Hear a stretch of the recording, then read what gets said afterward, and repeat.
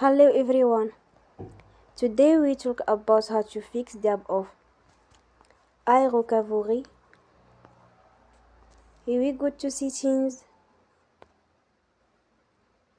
Then we click on apps. After that we search the app iRocavery and we click the wheel on Forcestop. After that we go to storage.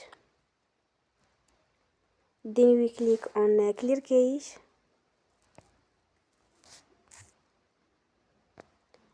Here we go to Play Store and they will update your app. Don't forget to support us by like and subscribe. See you next time and thank you for watching.